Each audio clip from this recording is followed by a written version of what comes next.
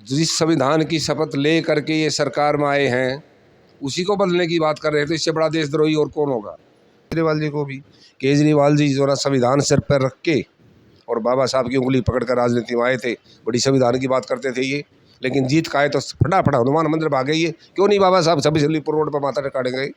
केजरीवाल जी का भी जो ना दोगलापन चेहरा सामने आ गया है बाद, क्योंकि मेन स्ट्रीम मीडिया तो हमें कहीं दिखाता नहीं है, और आप लोग जो बहुजन मीडिया है वही हमारी बात को आगे पहुँचाते हैं, उसके लिए आपको बहुत बहुत। बाकी वहाँ तो मनु मीडिया है सारा का सारा, मेन स्ट्रीम मीडिया में तो उन्होंने हमारे लोगों से मैं ये आह्वान करूँगा कि अपने टीवी रिचार्ज कराना बंद कर दे। वो सारा पैसा मनुवादियों की जेब में जाता है, वो हमारे पैसे से ही वो हमारी चमड़ी उतारते हैं। थाने पार्लियामेंट थाने के एसएचओ साहब ने उसको लेने से मना कर दिया हमारी कंप्लेंट को, तो हमने बाई पोस्ट जो है ना उसको भेजा है।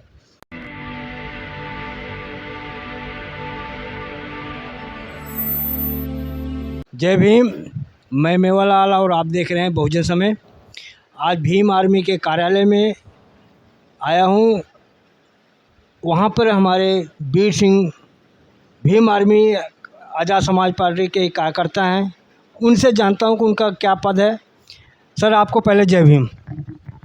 सबसे पहले जय भीम नमो बुद्धाय। तमाम महापुरुषों को कोटि कोटि प्रणाम, और आपका भी बहुत बहुत धन्यवाद, क्योंकि मेन स्ट्रीम मीडिया तो हमें कहीं दिखाता नहीं है, और आप लोग जो बहुजन मीडिया है वही हमारी बात को आगे पहुँचाते हैं, उसके लिए आपको बहुत बहुत बधाई और धन्यवाद। सबसे पहले आपसे जानकारी लेना चाहूँ सर, आप किस पद पर हैं? मैं आज़ाद समाज पार्टी का प्रदेश सचिव हूँ और उसी पे काम कर रहा हूँ। अच्छा सर, आपसे ये जानना है, आज़ाद समाज पार्टी कब दिल्ली में अपना झंडा गाड़ेगी? बहुत जल्दी आपको अच्छा रिजल्ट मिलने वाला है 24 में, और 23 में जो 4 स्टेटों में जो अभी इलेक्शन होना है, इसमें हमारा अच्छा रिजल्ट आने की पूरी उम्मीद है। भाई साहब बहुत मेहनत कर रहे हैं दिन रात, और ये लड़ाई देश का संविधान बचाने की है, देश का लोकतंत्र बचाने की लड़ाई है। ये तमाम बहुजन समाज को इस झंडे के नीचे आके संघर्ष करना चाहिए, नहीं तो कुछ बचेगा नहीं। आप लोगों को गुलाम बनाने के लिए पूरी तैयारियां आरएसएस कर चुका है, और अभी आपके नोटिस में होगा, आप तो पत्रकार हैं, विवेक देब्रॉय हैं आर्थिक सलाहकार हमारे माननीय प्रधानमंत्री जी के, उनके मुंह से कहलवाया गया है, लेख आया पूरा लिखा है कि ये संविधान काफ़ी पुराना हो चुका है, इसको पूरा बदलना चाहिए। ये उनका खुद का विचार नहीं है, ये कंप्लीट भाजपा आरएसएस का विचार है, जो वो टेस्ट कर रहे हैं अभी कितना करंट है इन लोगों में। और 131 जो हमारे माननीय बैठे हैं अभी एमपी पार्लियामेंट में, वो किसी भी पार्टी के हों चाहे, वो एज ए गुलाम हैं। उनको सबको वहाँ से रिजाइन करके एक झंडे के नीचे आ जाना चाहिए। समाज इतना बुद्धिजीवी भी है, इतना दयालु भी है, उनको फिर दोबारा से चुन लेगा अगर वो संविधान के साथ खड़े हो जाए तो, नहीं तो वो भी नहीं बचेंगे। अगले 24 में वो बचेंगे ही नहीं, उनको कोई जीतने वाला नहीं है। इसलिए अगर संविधान के साथ खड़े हो जाए सारे के सारे, तो सबका भला है।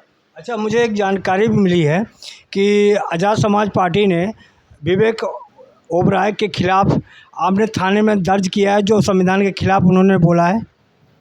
मैं और मान्यवर हिमांशु जी और हमारे मान्यवर महेश पहवाल जी, मैं और आरपी अम्बेडकर, हम चारों आदमी डीसीपी नई दिल्ली से मिले थे, और हमने अपनी कंप्लेंट उनको दिखाई थी कि ये देशद्रोह बनता है। 124A, 153A, 295A IPC का ऑफेंस किया है विवेक देब्रॉय ने।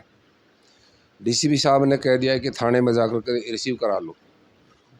थाने पार्लियामेंट थाने के एसएचओ साहब ने उसको लेने से मना कर दिया हमारी कंप्लेंट को, तो हमने बाई पोस्ट जो है ना उसको भेजा है। बाकी इंडिविजुअल मैंने नांगलोई थाने में ये कंप्लेंट ऐसी ही अपने लेटर पैड पर रिसीव करा रखी है, उसको मैं दिखा सकता हूँ आपकी मांग क्या है? उनके खिलाफ केस दर्ज होना चाहिए। संविधान बदलने की बात करने वाले जो है ना, ये देश तोड़ने की बात कर रहे हैं वो लोग। जिस संविधान की शपथ ले करके ये सरकार में आए हैं उसी को बदलने की बात कर रहे हैं, तो इससे बड़ा देशद्रोही और कौन होगा। ये आरएसएस और बीजेपी इन्होंने 26 जनवरी 1950 को ही संविधान की कॉपी में आग लगाई थी और बाबा साहब के पुतले फूके थे। ये संविधान समर्थक कभी रहे ही नहीं है। ये अंग्रेजों के जो है ना गुलामी कर की है लोगों ने, आज ये सत्ता में है, सत्ता का दुरुपयोग कर रहे हैं। और आपको 28 जून को देख लिया ना आपने, नई संसद के अंदर सिंघोल रखना, ये क्या दर्शाता है कि ये राजतंत्र है, राजदंड है, मैं डंडे से चलाऊंगा इस देश को। ये बड़े दुख की बात है। प्रजातंत्र को, लोकतंत्र को ख़त्म करके यहाँ राजतंत्र कायम करने की बैकडोर से जो ना कोशिश हो रही है। संविधान को ख़त्म करके ये मनुस्मृति लगाना चाहते हैं और मनुस्मृति पे आपको देख ले, फिर आपको दोबारा गले में जो ना वो हांडी बंधेगी और कमर पे झाड़ू बंधेगा। अच्छा सर, आपने FIR दर्ज करने के लिए मांग की है? मैंने मांग की है, मैंने रिसीविंग दिखा दूंगा आपको, मेरे मोबाइल में भी है रिसीविंग, आप देख सकते हैं। नांगलोई थाने में मैं दे चुका हूँ कंप्लेंट। अब रजिस्टर करना ना करना तो पुलिस का काम है ना, मेरे हाथ में तो कलम नहीं है। अगर मैं वहाँ बैठा तो मैं केस कर देता आपसे पहले। अगर ना FIR दर्ज की है तो आप लोग क्या करेंगे? 156(3) है ना CRPC के तहत कोर्ट में जाया जा सकता है। अभी 1 महीने बाद RTI लगाऊंगा एक्शन। या पूरे देश में आंदोलन करेंगे? आंदोलन भी करेंगे हम, संविधान बचाने के लिए सब कुछ करेंगे जो संवैधानिक तरीके से कर सकते हैं। हम आंदोलन भी करेंगे, कोर्ट में भी जाएंगे, हम सारे काम करेंगे। अच्छा, आपसे एक विशेष बात करूंगा। मानवर काशीराम ने कहा था कि अगर ये जो राज सत्ता है पाने के लिए हमको सामाजिक परिवर्तन की तरफ ध्यान देना चाहिए। वो सामाजिक परिवर्तन की बात कर रहे हैं, लेकिन मैं देख रहा हूँ जितने भी नेता लोग हैं राज सत्ता की बात तो कर रहे हैं, लेकिन सामाजिक आंदोलन की बात नहीं कर रहे हैं। तो ये सामाजिक परिवर्तन समाज, बहुजन समाज कैसे बनेगा? आपका कोई प्लान है?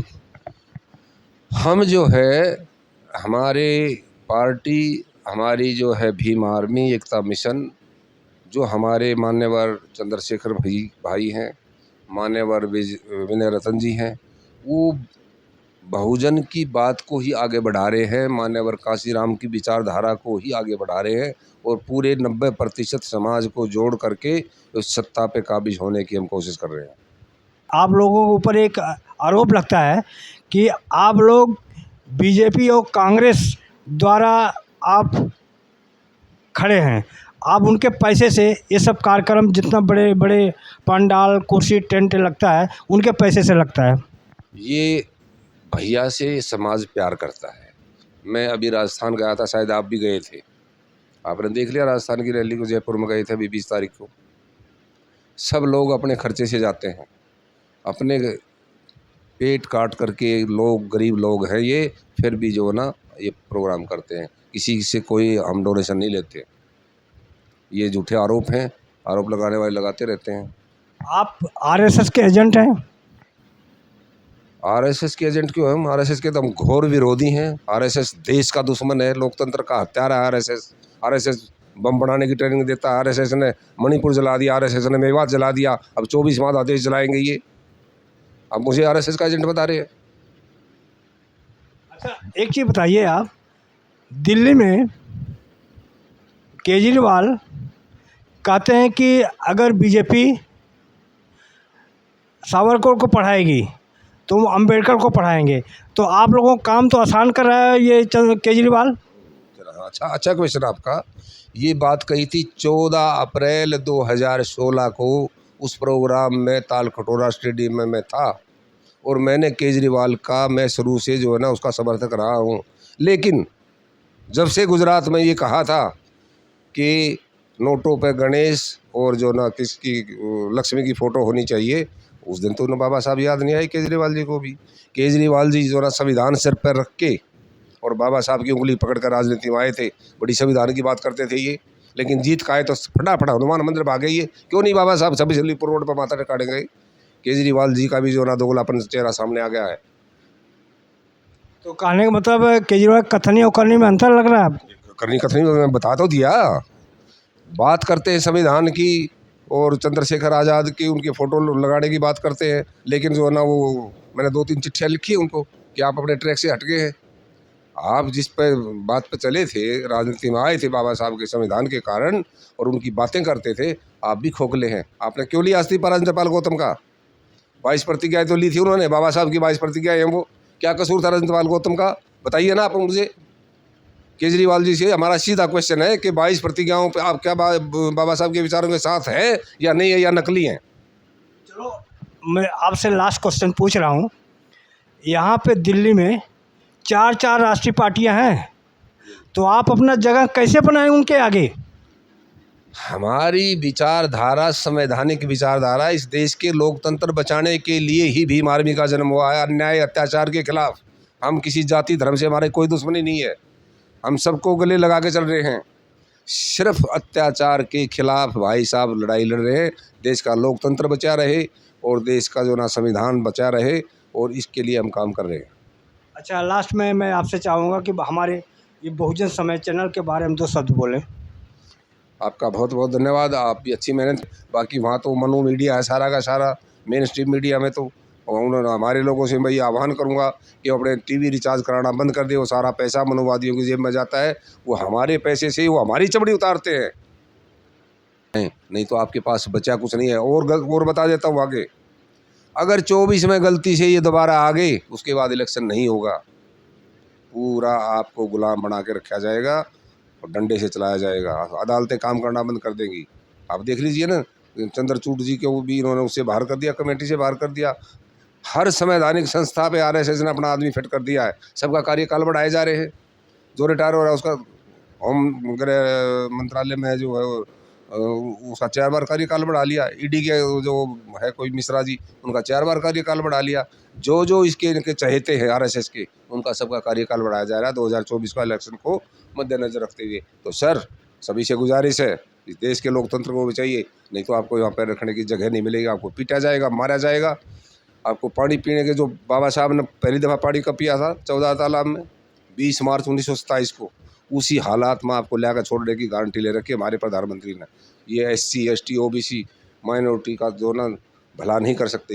ये सिर्फ है पूंजीपतियों का, और ये भारतीय जनता पार्टी नहीं है, ये भारतीय जलाऊ पार्टी है। वो पुलवामा 2019 में पुलवामा अटैक करके ये चुनाव जीते थे। आपके कितना बड़ा अटैक करेंगे, सारी इनकी प्लानिंग है, बच के रहना। धन्यवाद। ये थे वीर सिंह जी। इनके विचार से आप कितना सहमत हैं और हमारा प्रयास आपको कैसा लगा? अगर आप मेरा प्रयास आपको अच्छा लगे तो हमारे चैनल को सब्सक्राइब और लाइक करें, कमेंट करें। हाँ, आपका मदद हमारे लिए बहुत ज़रूरी है। धन्यवाद। जय भीम, जय भारत।